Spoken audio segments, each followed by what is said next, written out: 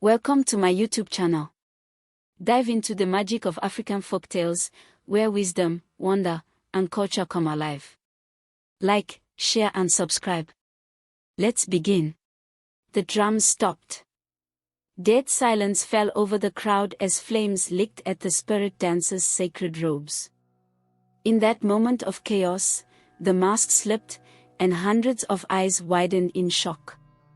There, beneath the most powerful Egungun mask in 7 villages, was a face that should never have been there, the face of a woman. As gasps rippled through the crowd, thunder cracked overhead, as if the ancestors themselves were awakening to witness this moment of revelation. In the ancient village of Iyapo, where mighty baobab trees held centuries of secrets in their thick trunks and red dust coated everything in a fine layer of earth magic, lived a girl who was born carrying thunder in her bones. They named her Olayinka. Wealth surrounds me, though many whisper that her parents should have named her Ajaniku, after the mighty elephant, for she grew tall and strong as a young palm tree. While other girls her age moved with delicate steps and spoke in gentle whispers, Olayinka's feet struck the earth with purpose, and her voice rolled deep like the river at the heart of their lands. By age 12, she could lift water jugs that grown men struggled with. By 15, she was taller than every woman in the village and most of the men.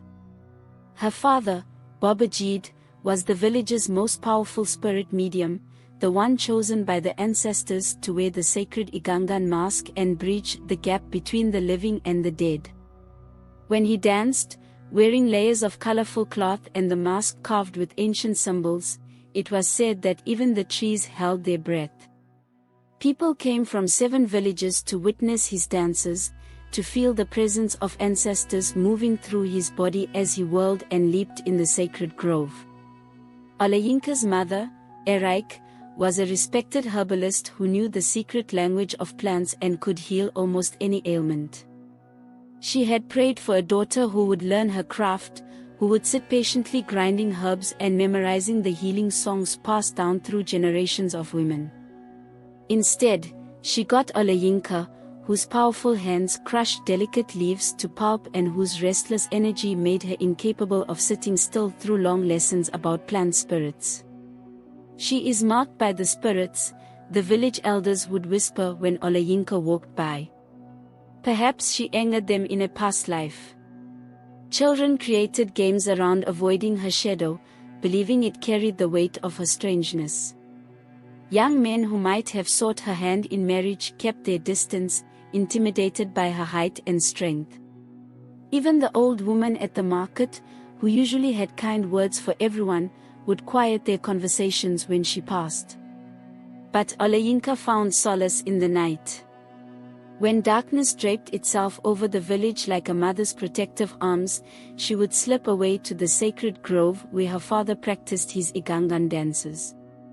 Hidden behind ancient trees, she watched him prepare the ritual washing, the prayers whispered to the mask before putting it on, the way he moved once the spirits entered his body. Without realizing it, her own body began to memorize every step, every gesture, every subtle shift of energy. In the deepest part of night, when even the owls had gone silent, Olayinka would dance. Her bare feet carved patterns in the earth that her body somehow remembered from lifetimes ago. She used a cloth wrapped around a gourd as her practice mask, and tree branches became her raffia robes. Night after night, season after season, she danced the sacred dances that no woman was ever meant to learn. What Olayinka didn't know was that sometimes, in the darkness, her father watched. He saw how the spirits moved through her body just as they moved through his.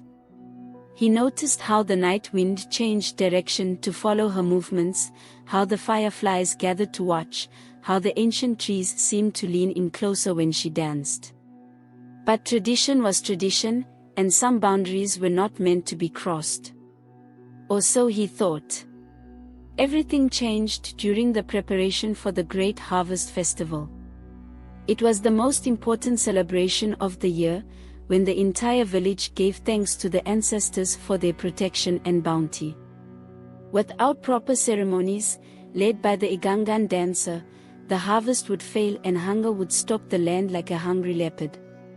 3 days before the festival was to begin, Babajit collapsed during a cleansing ritual.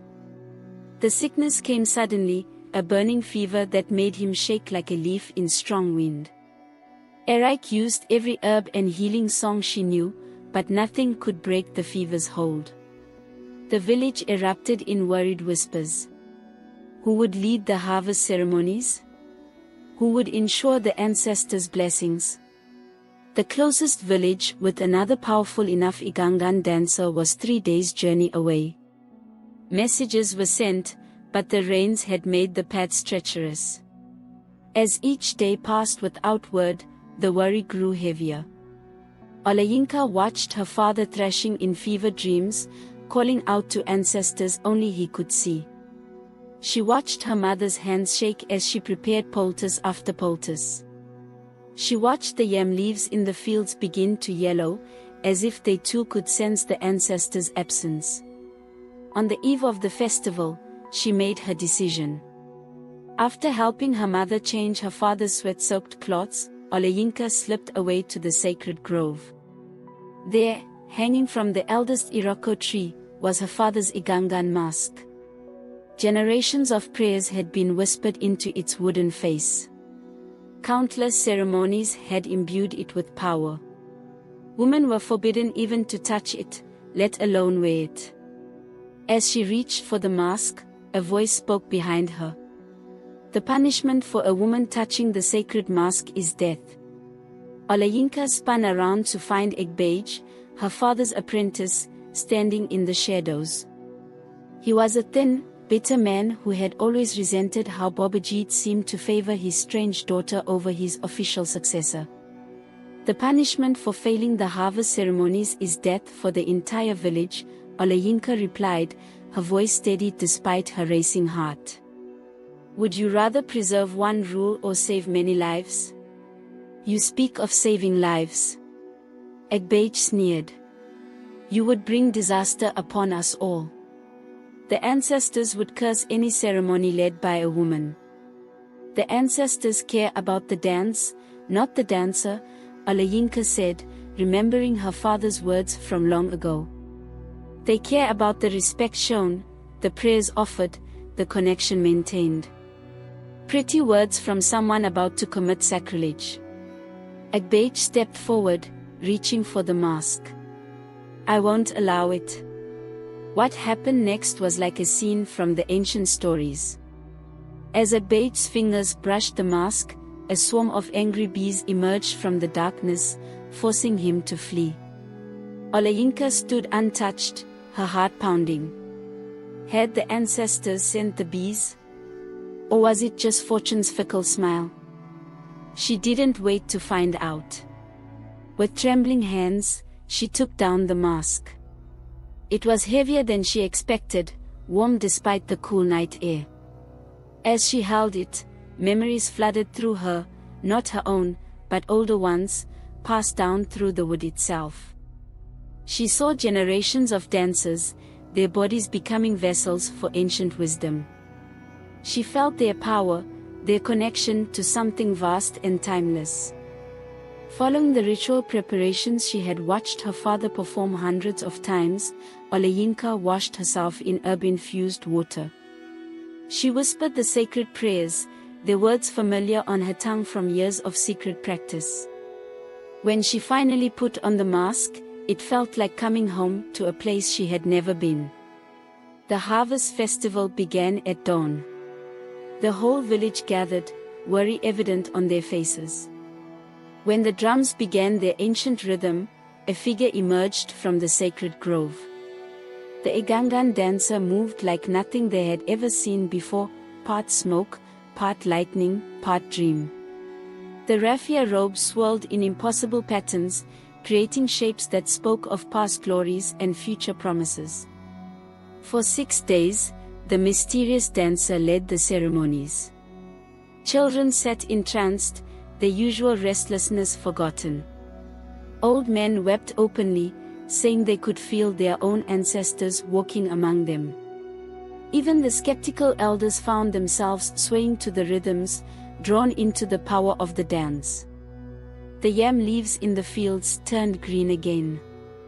The corn stood taller. Even the troublesome cassava showed signs of new growth. The ancestors, it seemed, were pleased. But Egbage had not forgotten what he had seen in the sacred grove. On the final night of the festival, as the dancer performed the most important ceremony, he crept close to the festival fires. At the crucial moment, he pushed a burning branch into the dancer's path. The raffia robes caught fire immediately. People screamed. In the chaos of trying to extinguish the flames, the mask slipped from Olayinka's face. The silence that followed was absolute. Even the drums stopped mid-beat. Hundreds of eyes stared at the revealed face of their spirit dancer. Women covered their children's eyes. Men reached for their weapons. Abomination! Egbage shouted, pointing at Olayinka. See how she has defiled our most sacred traditions. The ancestors will curse us all. The crowd began to murmur angrily. Some moved forward with menacing purpose. But before anyone could reach her, a strong voice rang out across the gathering. Stop! Babajit stood at the edge of the circle, leaning on a walking stick but very much alive. His fever had broken that morning, though he was still weak. He had come to see who was dancing in his place, only to find his deeper suspicion confirmed. Look around you, he commanded. Look at the fields that were dying 3 days ago. Look at the healthy crops, the strong trees, the signs of abundance everywhere. Are these the marks of a curse? The crowd hesitated, looking where he pointed. It was true, everything was thriving as if blessed by the most powerful magic. But the traditions? Someone began. Traditions grow like trees, Babajid interrupted. They need strong roots, yes, but they also need new branches reaching for the sky. The ancestors know this. Why else would they grant my daughter the power to dance as she has? She stole the sacred mask. Egbage protested. She defiled. The mask accepted her, Babajid said firmly. I have watched her dance in secret for years. The spirits move through her as naturally as water flows downstream. The ancestors do not care what lies beneath the mask, they care about the heart that beats beneath it, the respect shown to their memories, the love poured into every movement. An old woman stepped forward, the eldest in the village, so ancient some said she could remember when the baobab trees were young. She walked slowly to where Olayinka knelt, still wearing the singed raffia robes. Child, she said, her voice like dry leaves in the wind, let me tell you about your great-grandmother. She was different too, so different they tried to cast her out.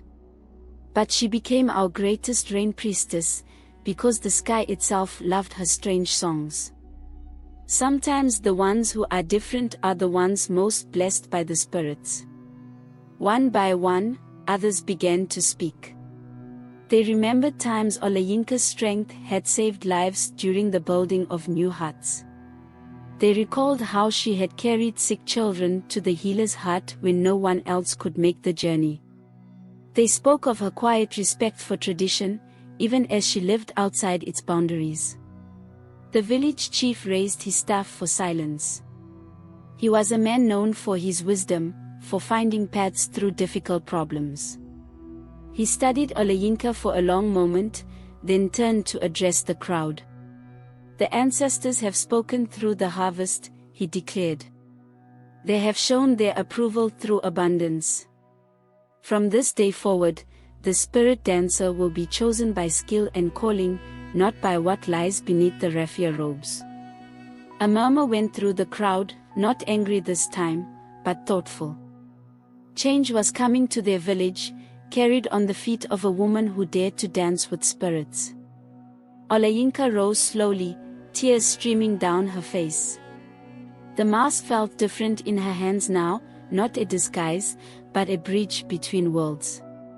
She had feared her difference made her wrong, but it had made her exactly who she was meant to be. "Dance for us," the old woman said softly. "Dance with your face bare to the moon, so we can see the joy of the spirits shining through you." And so Olayinka danced. Without the mask, without hiding, she moved through patterns ancient and new. The drums found their rhythm again, and the villages began to sway. In her dance, they saw the story of a girl who had dared to be different, and in doing so, had expanded the boundaries of their world. As she danced, something extraordinary happened. Women began to step forward, moving their bodies in ways they had always felt but never dared to show. Men found themselves swaying with new rhythms. Children invented steps that somehow looked as old as time. The entire village danced together, and in their movement was the beginning of a new tradition. The story of Olayinka, the first woman spirit dancer, spread through the surrounding villages like wildfire. Some rejected the change, clinging to old ways. But others began to look at their own traditions with new eyes, wondering what other wisdom they had overlooked by assuming there was only one way to honor the past. Egungun left the village that night, unable to accept the change. But others came, young women and men from distant communities, drawn by the story of a place where tradition and change danced together in perfect harmony. Years later, when asked how she found the courage to break with tradition, Olayinka would smile and say, "I didn't break tradition, I helped it grow." Like a mighty baobab tree, tradition needs deep roots to stay strong, but it also needs new branches reaching for the sky. That is how it survives through generations.